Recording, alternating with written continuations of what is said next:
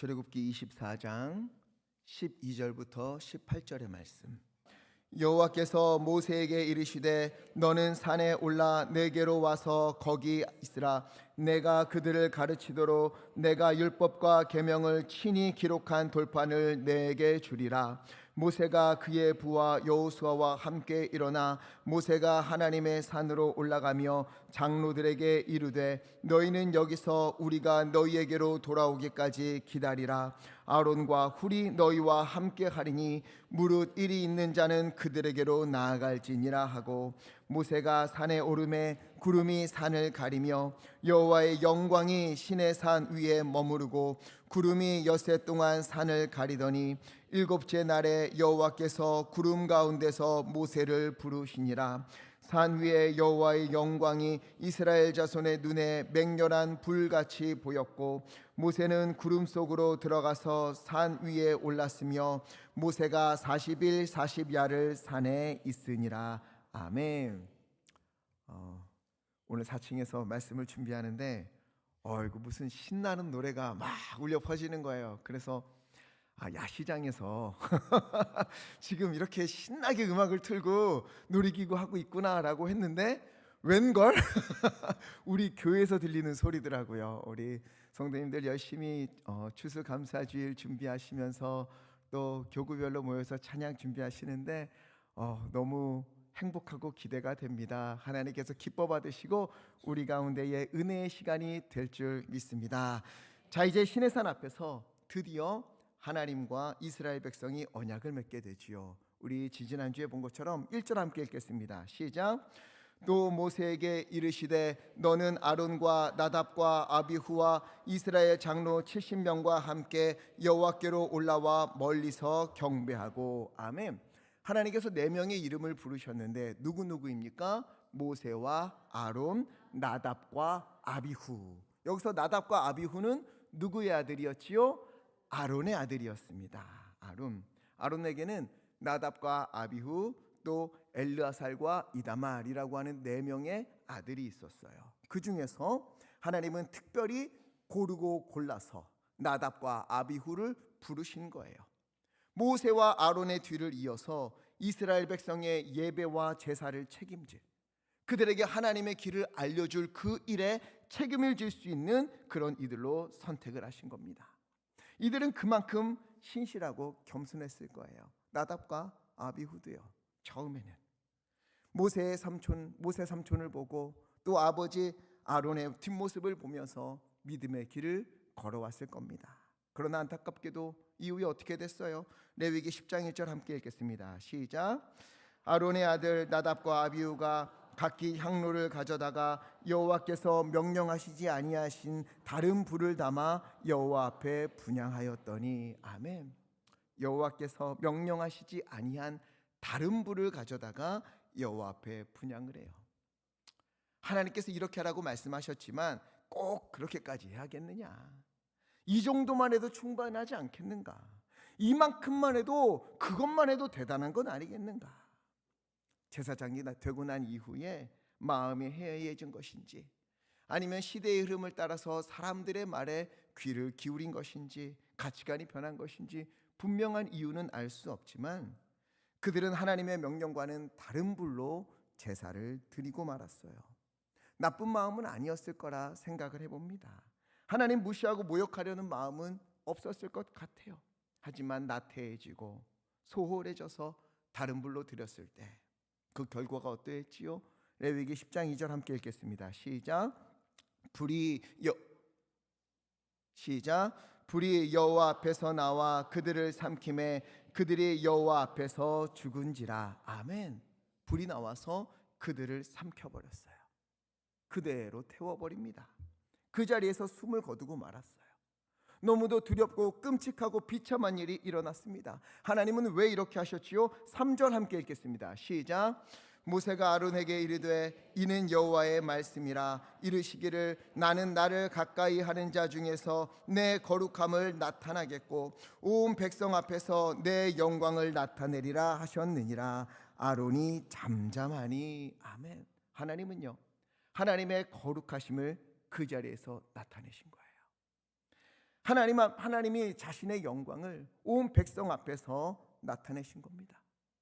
함부로 할 수 없다는 것을, 하나님과 죄는 공존할 수 없다는 것을, 하나님 앞에서 이런 삶은 옳지 않다는 것을 보여주신 거예요. 이 말은 뭐지요? 나답과 아비후가 뭘 가렸다는 거예요? 하나님의 거룩함과 하나님의 영광을 가리웠다는 거예요. 뭘로? 다른 불을 들임으로. 이 정도는 괜찮지 않을까? 에이, 뭐 다들 그 정도는 하는데 이만큼만 해도 잘하는 거지. 이런 마음들, 이게 하나님의 거룩함을 가려버리고 하나님의 영광을 욕되게 했다는 거예요. 우습게 볼 일이 아니라는 겁니다. 이 정도는 되지. 이게 우리가 그냥 두고 이 정도면 괜찮아 하는 것들이 우리가 그저 눈 감아줄 그럴 일이 아니라는 거예요.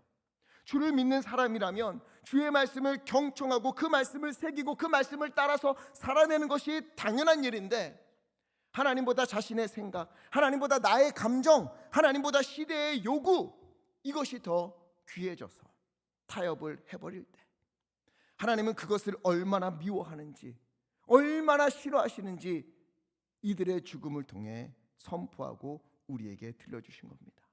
그러니 어떻게 살라고? 거룩하게 살라고, 구별되어 살라고. 다 그렇게 산다 해도 세상 모든 사람들이, 어쩌면 이 땅의 모든 교회들이 그런다 할지라도 너희만큼은 그러면 안 된다, 이렇게 우리에게 말씀하시는 겁니다. 그렇기에 누가 뭐라고 해도 주의 말씀이라면, 또 주의 말씀이기에 우리는 그 말씀을 붙들고 겸손히 주님 앞에서 순종하며 사는 그런 우리 믿음의 사람들 다 되기를 간절히 축복합니다. 시간이 지나고 계절이 흐르고 또 세월이 변한다 하여도 주를 향한 우리의 마음은 변하지 않기를 간절히 부탁을 드립니다. 우리가 할 일은 점점 더 성장하고 점점 더 주님의 모습과 삶을 우리가 살아내고 우리의 마지막 호흡을 내쉬는 그날까지 표대를 향하여서 순종하며 걸어가는 이것인 줄 믿습니다. 이 길을 걷기 위해서 우리 예강교회 모든 성도님들이 서로에게 힘이 되어주고, 누군가 잠들어 있는 것 같다면 깨워주고 흔들어주고 다시 주님 앞에 기도하면서 함께 걸어가는 우리 교회 되기를 간절히 축원합니다. 자, 나답과 아비후가 이후에는 안타깝게도 변하였지만 지금은 그렇지 않아요. 지금은 주님 앞에 옳은 모습으로 살아갔던 것 같아요. 그래서 하나님은 모세와 아론, 나답과 아비후, 그리고 이스라엘 장로 70명을 부르셨습니다. 하지만 그들이 모두 다 하나님께 가까이 갈 수 있었던 것은 아니에요. 24장 2절을 보니까 모세만 여호와께 가까이 나아오고 아론과 나답과 아비후 그리고 70 장로들은 멀리 떨어진 곳에서 하나님을 경배했습니다. 그리고 3절 함께 읽겠습니다. 시작. 모세가 와서 여호와의 모든 말씀과 그의 모든 율례를 백성에게 전하매 응답하여 이르되 여호와께서 말씀하신 모든 것을 우리가 준행하리이다. 아멘. 모세가 여호와의 모든 말씀과 모든 율례를 백성에게 전하자 그들이 한 목소리로 어떻게 응답을 했지요? 여호와께서 말씀하신 모든 것을 우리가 어떻게 하리이다? 준행하리이다. 아멘. 준행, 쫓을 준, 다닐 행 혹은 행할 행, 그 말씀을 쫓아서 한 길로 가며 그 말씀을 쫓아서 반드시 살아내겠습니다. 이렇게 약속을 한 거예요.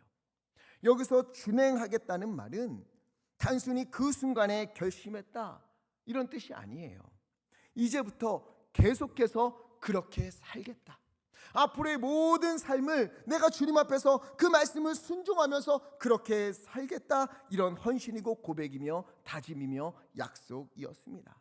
여러분, 순종은요 순간적인 것이 아닙니다. 어느 한순간 어느 한 시점 순종했다? 아니요. 순종은 그때 순종했다 그래서 하나님이 순종했다고 말씀하지 않으세요. 순종은 계속해서 끊임없이 남은 모든 시간을 주님 앞에서 말씀을 따라 살아가는 겁니다.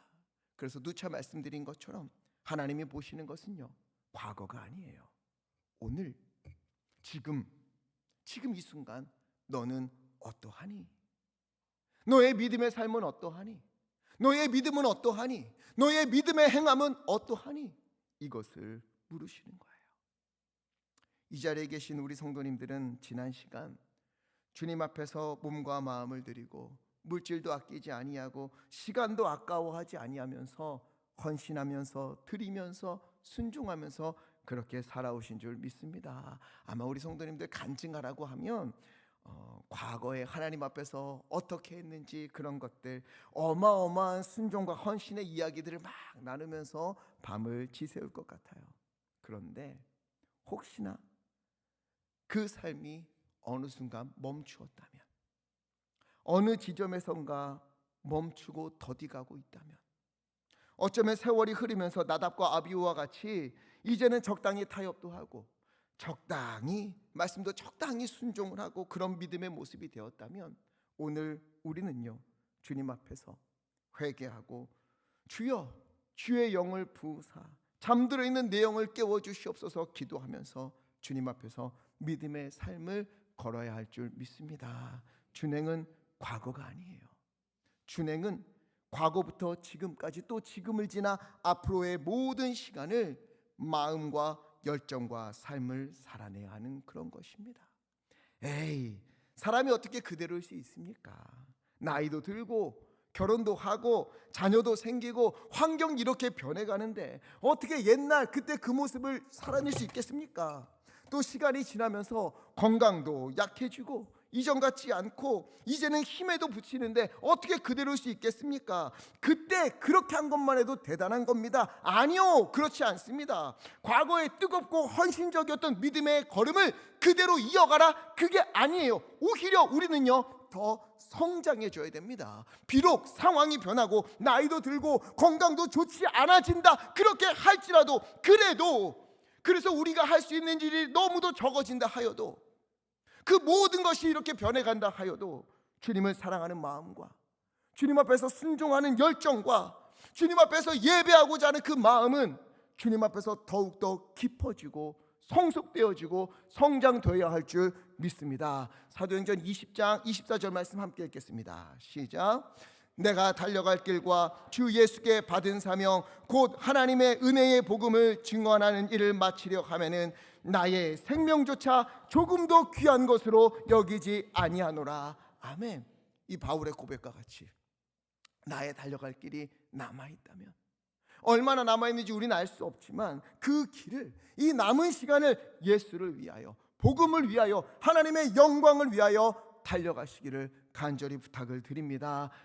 혹시나 달려갈 힘이 없다면, 여러 상황 때문에 달릴 힘이 없다면 그러면 걸어서라도 가고, 걸을 힘도 없고 다리도 아파서 어쩔 수 없다 그러면 기어서라도 주님의 영광을 위하여 살아가는 우리 모두 되기를 간절히 바랍니다. 나의 자리에서, 나의 현실에서 내가 힘이 들 때면 야곱처럼 하나님을 붙들고, 그 환도뼈가 부러졌음에도 하나님 붙들고 질질 끌려가면서라도 주여 내게 복을 주시옵소서, 나는 주님밖에 없습니다, 주님이 아니면 나는 살아갈 수 없습니다, 이렇게 외쳤듯이 우리도 주님이 아니면 난 살아갈 수 없습니다. 하나님의 영광을 위하여, 주님의 나라를 위하여 내가 할 수 있는 것이 무엇입니까? 물으면서 날마다 우리의 삶이 주님의 말씀으로 깊어지고 짙어지고 그 삶이 나타나기를 간절히 축원합니다. 하나님의 말씀은 준행, 끝까지 마지막까지 순종하며 걷는 거예요. 그래서 오늘 말씀의 이 준행은 완료형이 아니에요. 미래형입니다. 앞으로도 계속해서 그 말씀 지켜가겠습니다. 그거예요. 이스라엘 백성은요 준행하겠다고 다짐을 했어요. 그러자 4절, 모세가 여호와의 모든 말씀을 기록하고 아침 일찍 일어나 산 아래에 내려가서 두 가지 일을 합니다. 먼저는 무엇을 쌓았어요? 제단을 쌓고, 그리고 12지파를 따라서 무엇을 세웠습니까? 기둥을 세우는 거예요. 제단과 기둥, 한번 따라 세워볼까요? 제단과 기둥, 이 두 가지가 매우 중요한 상징적 의미를 담고 있어요. 먼저 제단은 뭐 하는 곳이지요? 제물을 드리면서 예배하는 곳이지요. 예배가 올려지는 곳, 이것이 제단이에요. 그렇게 하나님께 예배를 올려드리면 하나님은 어떻게 하십니까? 그곳에 임재하시는 거예요. 이것이 제단이 가진 상징적 의미예요. 그러면 이렇게 제단에서 하나님께 영광을 올려드리고 하나님을 경험하고 하나님의 임재를 누린 사람은 어떻게 하는가? 성경의 인물들은 어떻게 했는가? 야곱은요, 베델에서 하늘과 땅을 맞닿아 있는 사닥다리를 보았지요. 천사들이 거기를 막 오르락 내리락 하는 거예요. 그때 하나님이 그에게 말씀하세요. 창세기 28장 13절 말씀, 나는 여호와니 너의 조부 너의 할아버지 아브라함의 하나님이요 이삭의 하나님, 너의 아버지 이삭의 하나님이요 너가 누워있는 그 땅을 내가 너와 너의 자손에게 주겠다. 15절, 내가 너에게 허락한 것을 다 이루기까지 나는 너를 떠나지 않겠다 약속을 하셨어요. 이곳 베델에서 야곱은 하나님을 만납니다. 하나님의 인재를 경험해요. 그러자 야곱이 어떻게 했는가? 18절, 일찍이 일어나 베개로 삼았던 돌을 가져다가 기둥을 세우는 거예요. 하나님이 나와 함께 하신다, 내가 하나님을 만났다, 이것을 상징하는 의미로 기둥을 세워요. 이후에 사무엘은 어떻게 합니까? 블레셋이 쳐들어올 때에 온 이스라엘을 미스바로 모으잖아요. 그리고 거기서 예배를 드려요. 그렇게 기도하는 중에 하나님이 블레셋을 완전히 무찔러 주십니다. 그러자 12절, 에베네셀이다, 여호와께서 여기까지 우리를 도우셨다 고백하면서 돌을 가져다가 기둥을 세웁니다. 이 사람 기둥을 세운다는 것은 하나님이 임재하신다는 것을, 하나님이 우리와 함께 하신다는 것을 기념하는 것이고, 그래서 어떻게 한다는 거예요? 내가 이제 나와 함께 하신 주님을 의지하면서 주님을 따르면서 주님의 뜻을 쫓아서 살겠습니다. 기둥이 하나님의 임재하심이 우리 가운데 세워진 것처럼 우리도 하나님의 임재하신 가운데 살겠습니다 하는 다짐의 상징이 바로 기둥인 거예요. 즉 지금 모세가 제단을 쌓고 기둥을 세운 것은 이제부터 맺어지는 언약은 제단, 하나님의 임재하심 가운데 이루어지는 것이며, 하나님이 이 언약을 맺을 때 하나님께서 그들과 함께 하시고, 그리고 기둥, 이스라엘 백성은 이제 주님의 뜻을 따라 쫓아서 살겠습니다. 이것을 상징하고 의미하는 거예요. 그래서 5절, 여호와께 소를 드리며 번제와 화목제를 드립니다. 번제는 다 태워서 드리는 거예요. 완전히 다 태워서 드리는 거예요. 온전한 헌신, 완전한 충성의 제사가 번제입니다. 그럼 화목제는 뭐냐? 그 이름처럼 화목하게 되는 것, 하나님과 화평을 누리고 하나님과 교제를 누리게 되는 그 제사가 바로 화목제예요. 즉 번제와 화목제를 드렸다는 말은 번제, 모든 것을 하나님께 드리며 순종하는 자에게 화목제, 하나님과 그들에게 온전한 회복과 관계의 회복이 있고 그들과 화목이 있을 것이다, 진정한 샬롬, 평화를 누리게 될 것이다, 이런 의미로 번제와 화목제를 주님 앞에 올려드리는 거예요. 이 중요한 제사에 제물로 뭐가 드려졌지요? 소를 드리는 거예요. 소. 모세는 이 소를 잡아서 6절, 피를 가져다가 반은 제단에 뿌리고 또 반은 양푼에 담았어요. 이 양푼에 담은 것은 어떻게 했는가? 8절 함께 읽겠습니다. 시작. 모세가 그 피를 가지고 백성에게 뿌리며 이르되, 께서 이 모든 말씀에 대하여 너희와 세우신 언약의 피니라. 아멘. 양푼에 담았던 피를 어떻게 했어요? 백성에게 뿌리는 거예요. 피의 절반은 제단에 뿌리고 피의 절반은 백성에게 뿌립니다. 제단에 뿌린다는 것은 이 약속을, 이 언약을 하나님이 지키실 것임을 상징하는 것이고, 백성에게 뿌리는 것은 백성이 지킬 것이다 하는 약속의 모습을 담는 행위인 거예요. 만약 어기면 어떻게 되는가? 피를 뿌렸잖아요. 만약 이 약속을 어긴 사람은 이 피와 같이 목숨으로, 피로 갚아야 된다. 그러니 목숨을 걸고 이 약속을 지켜야만 한다. 이것이 바로 이 언약인 거예요. 하지만 이후로 이 언약, 이 약속은 얼마나 많이 깨어집니까? 하나님은 어기신 적이 없어요. 하지만 인간이 수도 없이 하나님과의 언약을 깨버립니다. 자, 말씀드렸지요. 피의 절반은 제단에, 피의 절반은 인간에게 뿌렸어요. 이스라엘 백성에게. 만약 어기면 뭘로 갚아야 한다? 피로 갚아야 한다. 목숨으로 갚아야 한다는 거예요. 그런데 말씀드린 것처럼 하나님은 어긴 적이 없어요. 인간이 다 어겼어요. 그러면 인간이 뭘로 이것을 갚아야 돼요? 피로 갚아야 되는 거예요. 목숨으로 갚아야 되는 겁니다. 약속을 깨뜨린 잘못을 피로 갚아야 돼요. 그러니 이 언약을 수도 없이 어긴 이스라엘, 또 우리 인간은요, 죽음으로 피로 갚아야 되는 거예요. 그런데 하나님이 어떻게 하십니까? 우리에게 피로 갚으라 명하지 않으세요. 너 어떻게 그 약속을 깨버리냐, 나 너 가만두지 않을 거야, 그러지 않으십니다. 하나님은 끝까지 약속을 지키시면서 우리가 깨뜨린 것까지 모두 책임져 주시는 거예요. 우리가 피를 흘려야 하는 대신 누구의 피를 흘리게 하셨지요? 예수 그리스도. 그래서 출애굽기 24장은요 히브리서 9장과 긴밀하게 연결이 돼요. 히브리서 9장 12절 말씀 함께 읽겠습니다. 시작. 염소와 송아지의 피로 하지 아니하고 단번에 성소에 들어가셨느니라. 아멘. 주 예수 그리스도께서 친히 제물이 되어 주셔서 우리를 대신하여서 피를 흘리시고 영원한 속죄를 이루셨어요.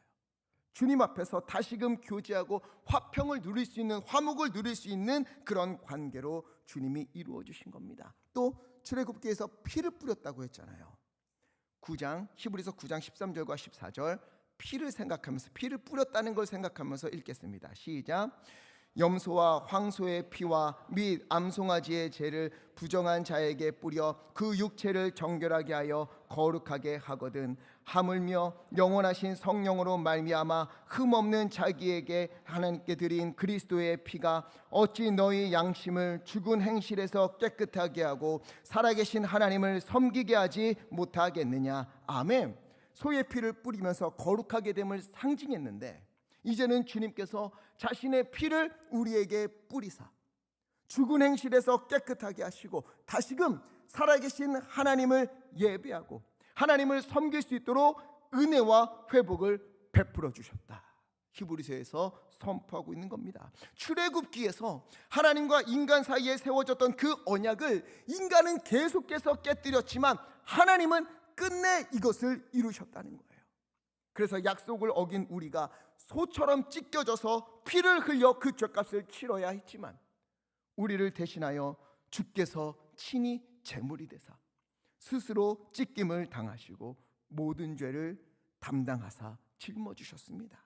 그리고 그 피를 우리에게 뿌리심으로 우리를 깨끗하게 하시고 죽은 영혼을 다시 살게 하시고 하나님을 예배하며 주님의 뜻을 쫓아가 살아갈 수 있도록 우리에게 은혜를 베풀어 주신 거예요. 그래서 우리는요 모든 것이 하나님의 무엇이다? 은혜다. 이것을 기억해야 되는 겁니다. 이렇게 고백할 수밖에 없는 거예요. 우리가 한 게 없어요. 하나님 편에서는요 굳이 이스라엘 백성과 언약을 맺을 필요가 없습니다.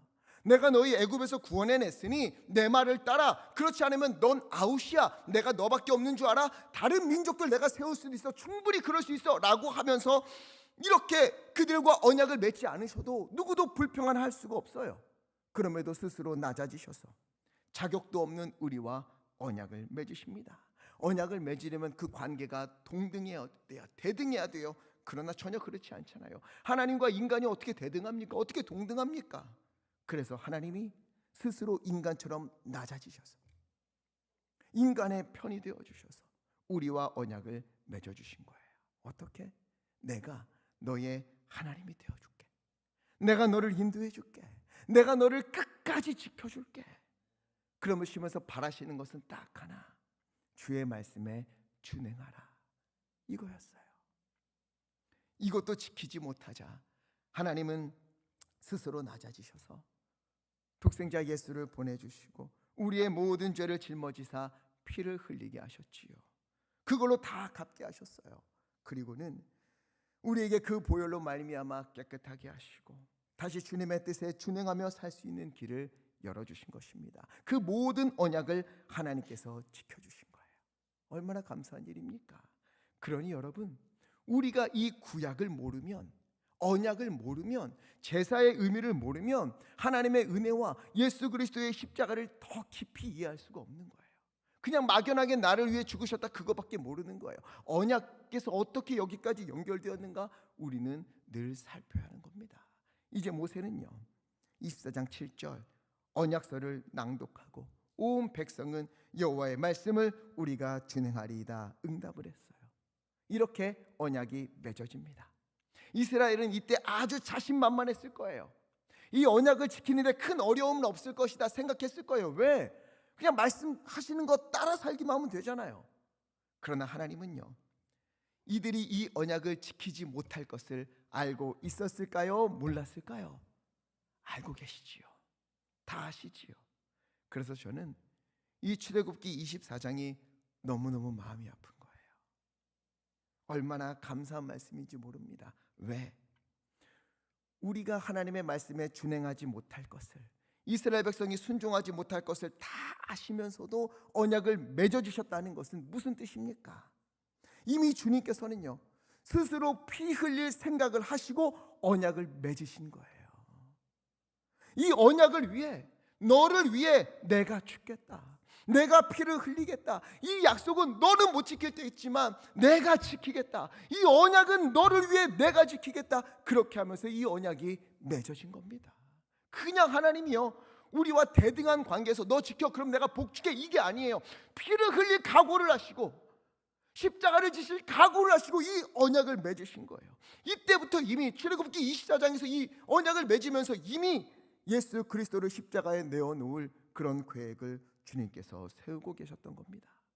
여러분, 주님이 우리를 부르실 때는요, 여기 있는 우리 한 사람 한 사람을 부르실 때에는요, 이 자리에서 예배하는 이들로, 주님의 뜻을 따르는 이들로 부르신 것은 하나님의 이러한 마음이 담겨 있는 거예요. 우리 늘 다짐하잖아요. 주님 앞에 기도하잖아요. 하나님, 나 이제 이렇게 살 겁니다. 하나님, 나 이제 이렇게 행할 겁니다. 나 순종할 겁니다. 그런데 하나님은요, 우리가 실패할 거, 흔들릴 거, 무너질 거 다 아세요. 다 아시면서도 내가 너 그냥 두지 못한다. 그것 때문에 너 흔들려서 엎드러지는 거 내가 보지 못한다. 그것 때문에 너가 무너지는 거 내가 보지 못한다. 무슨 수를 써서라도, 예수를 십자가에 못 박아서라도 내가 너를 살릴 거야. 내가 너를 인도할 거야. 내가 너를 책임지겠다는 이러한 하나님의 열정이 우리를 부르시는 그 부르심 속에 녹아져 있는 겁니다. 그리고 주께서 보혈을 흘리시고 그 보혈을 우리에게 뿌리심으로써 다시 깨끗하게 하시고, 내가 보혈로 너를 정결케 했으니 다시 시작해봐, 다시 말씀대로 순종해봐, 다시 살아봐. 우리로 다시금 주님의 말씀을 따라 살 수 있는 은혜를 베풀어 주신 겁니다. 그렇게 우리는요, 주님의 은혜를 아는 우리는 지금까지는 모르겠어요. 지금부터라도 넘어졌었더라도 흔들렸더라도 다시금 지금부터는 주님의 말씀을 준행하고, 지금까지 늘 그래왔다면 뒤로 물러서는 것이 아니라, 밀려나는 것이 아니라 더 성숙해지고 더 깊어지면서 주님의 뜻을 살아야 할 줄 믿습니다. 주님의 말씀을 준행하시고 그 은혜를 기억하시고, 나를 위해 하나님께서 어떻게 하셨는가, 나를 부르실 때에 어떤 마음으로 부르셨는가, 그것을 헤아리면서 믿음의 길을 걸으시기를 간절히 축원합니다. 이제 언약식이 끝났어요. 하나님과 이스라엘, 하나님과 하나님의 백성 사이의 언약이 다 체결되자 12절, 하나님께서 모세를 부르십니다. 그들을 가르칠 수 있도록 율법과 계명을 친히 기록한 그 돌판을 주시기 위해 모세를 부르시는 거예요. 그래서 13절, 모세가 여호수아와 함께 산으로 올라갑니다. 물론 여호수아는요, 깊은 곳까지 올라가지는 못해요. 중턱쯤에서 모세를 기다리게 되지요. 모세는 여호수아와 올라가면서 백성들에게 부탁합니다. 14절 말씀 함께 읽겠습니다. 시작. 장로들에게 이르되 아론과 훌이 너희와 함께 하리니 무릇 일이 있는 자는 그들에게로 나아갈지니라 하고, 아멘. 우리가 너희에게 돌아올 때까지 기다리라. 아론과 훌이 너희와 함께 있으니 무슨 일이 있든지 그들에게로 나아가서 하나님 앞에서 진실된 믿음의 길을 걸을 수 있도록 너희가 그 길을 걸어야 한다 이야기했어요. 그리고는 18절, 이제 여호수아는 중턱쯤에 두고 모세는 구름 속으로 들어가서 거기서 40일을 하나님과 함께하며 주님이 친히 기록한 그 돌판을 받게 되는 겁니다. 이스라엘 백성은 하나님과 언약을 맺었어요. 그들이 자격이 있어서가 아닙니다. 하나님이 애굽에서 건져주셨고, 하나님께서 친히 홍해를 건너게 하시고, 만나를 주시고, 물도 내어주시면서, 하나님이 어떤 분인지 끊임없이 알려주시면서 이곳 시내산까지 오게 하시고, 또 하나님이 스스로 낮아지셔서 이들이 지키지 못할 것을 다 아시면서도, 피로 갚아야 한다는 것을 다 아시면서도 그 피로 갚는 것을 내가 책임지겠다 하시면서 그들과 언약을 맺어주셨어요. 이스라엘은 우리가 그 모든 말씀을 준행하겠습니다 약속했지요. 그런데요, 이 모세가 말씀을 받기 위해 산 위에 올라갔을 때 어떤 일이 벌어집니까? 언약 체결하면서 모세가 산에 올라갔잖아요. 이때부터 40일 이 사이에 이스라엘 백성은 어떻게 해요? 모세가 내 생각보다 늦게 내려온다는 이유로 아론에게 금을 다 갖다 주면서, 또 아론은 그것을 가지고 금송아지를 만들어 버리지요. 이 송아지가 애굽에서 우리를 구해낸 신이다. 그러면서 그 금송아지에게 언약 체결할 때 하나님께 드렸던 번제와 화목제를 이 금송아지에게 드려요. 모세가 돌아오는 시간을 기다리지 못하는 거예요. 하나님께서 모세에게 율법을 주셔야 하는 그 시간을 기다리지 않았던 겁니다. 결국 하나님이 시내산에서 모세에게 말씀을 주실 때 이스라엘 백성은 저 아래에서 우상을 섬기는 죄를 범하고 있었던 겁니다. 여러분, 혹시나 이것이 우리의 인생에서도 나타나고 있는 모습은 아닙니까? 주님께서 자신을 주시면서까지 우리를 건지시고 살리시고 은혜를 베푸시고, 내가 너 책임질 거야, 내가 너 그냥 안 둬, 내가 너를 위해 예수를 십자가에 못 박으면서까지 내가 너를 책임질 거야 말씀하시는데, 우리는 주를 위해 살겠다는 맹세도 지키지 못하고 약속도 지키지 못하고, 내게 어려움이 올 때에 하나님보다 다른 것을 붙들고 의지하는 그런 마음이 우리에게도 있는 것은 아닙니까? 주님은 십자가를 지심으로 깨끗하게 하시고 주의 말씀으로 다시 살아갈 수 있는 은혜를 날마다 우리에게 베풀어 주심에도 불구하고, 우리는 날마다 저 시내산 아래에서 흔들리며 넘어지면서 금송아지를 만들고 있는 것이 우리의 모습은 아닙니까? 오늘 주님께서 이 출애굽기 말씀을 우리에게 들려주시는 이유는 무엇이지요? 너희는 달라야 한다는 거예요. 시내산에서 말씀을 받을 때 이스라엘 백성들의 이 모습이 너희는 달라야 된다, 이 사건을 너희는 다 알고 있으니, 성경을 통해 다 알고 있으니, 그러니 너희는 좀 다르게 살아다오, 주님께서 기뻐하시는 모습을 살아다오, 하나님께서 기뻐하시는 길을 걸어다오, 우리에게 말씀하시는 거예요. 그렇게 우리는요, 우리의 연약함까지도 주님께 아뢰면서, 주여, 오늘도 다짐하지만 또 흔들리는 우리, 지난 시간에도 다짐했지만 또 흔들리고 넘어진 우리를 주님 불쌍히 여겨주시옵시고, 하나님, 주님의 말씀에 준행하며 살 수 있는 믿음의 인생길 걸을 수 있도록 성령님 나를 붙잡아 주시옵소서. 나는 다짐하지만 또 흔들리고, 나는 주님 앞에서 결심하지만 또다시 무너지는데, 성령님 우리를 붙잡아 주시옵시고, 주님의 십자가의 보혈이 내게 얼마나 값진 것인지 그것을 내 삶에 새기면서 주님께서 내게 베풀어 주신 은혜를 기억하면서, 아버지여 주님이 기뻐하시는 그 길 걷게 하여 주시옵소서.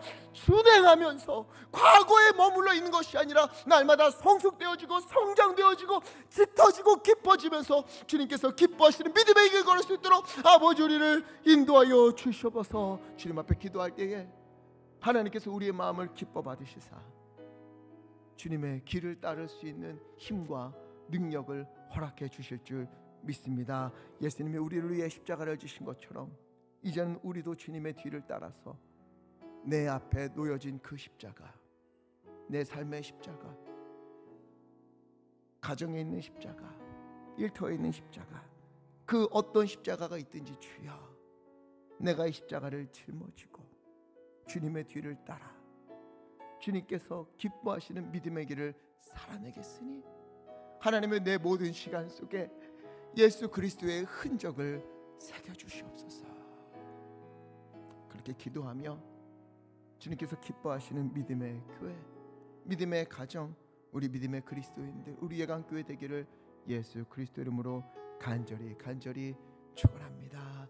우리 함께 기도하기를 원합니다. 우리 기도할 때에 주님께서 나를 부르시기 위해 어떤 대가를 치르셨는가? 피로 갚아야 하는데 나를 대신하여 주님께서 갚아주시고 우리를 살려주시고 다시금 그 길을 걸을 수 있도록 주님의 보혈로 우리를 정결케 해주신 그 은혜, 하나님 기억하면서 내가 오늘 다시금 일어나서 순종하며 주님의 길을 따르기 원하옵나니 주여 나를 붙잡아 주시옵시고, 하나님의 주님께서 말씀을 선포하시는 그때에 저 산 아래에서 우상을 숭배하는 이스라엘 백성들의 모습이 아니라 끝까지 주님을 기다리며 끝까지 주님의 하실 일을 기대하며 붙들고 살아내는 믿음의 걸음, 하나님 걸을 수 있도록 성령님 우리를 붙잡아 주시옵소서. 우리 시간에 주여 힘차게 외치시고 합심하여 함께 기도하겠습니다. 주여,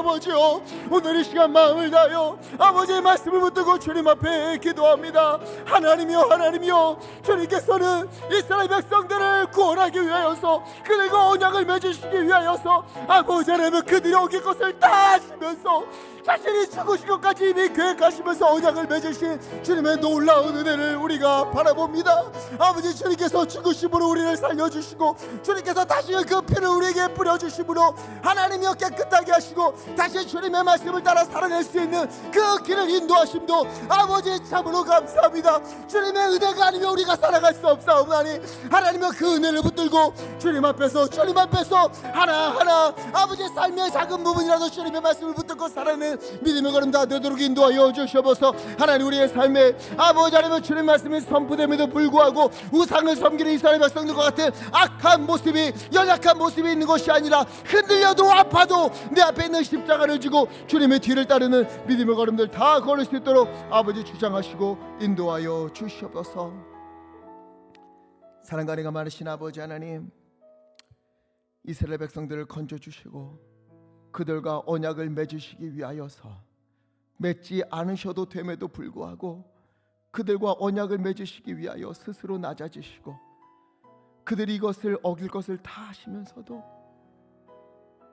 피로 그것을 갚아야 한다는 것을 아시면서도 우리를 대신하여서 주께서 다 담당하시고 내가 너 그냥 두지 않는다, 내가 너를 살릴 거야, 내가 너 버리지 않아, 내가 너를 책임질 거야 말씀하시면서 자신의 모든 것을 내어주시면서 언약을 맺으신 주님의 은혜를 우리가 바라봅니다. 주여, 오늘 이 자리에서 예배하는 우리는 우연히 온 것이 아니요, 내가 잘나서 온 것도 아니요, 우리 주님께서 주님의 모든 것을 내어주시면서 우리를 붙잡아 주시고 우리를 이곳으로 인도하시고 주님의 보혈을 우리 가운데 뿌리시사 다시금 주님의 말씀 듣고 순종하며 살 수 있는 길을 열어주신 은혜의 시간임을 우리가 믿습니다. 하나님이여, 우리의 강교회가 이 자리에서 예배한 우리 성도님들의 가정이, 그리고 우리가 주님께서 기뻐하시는 믿음의 걸음 다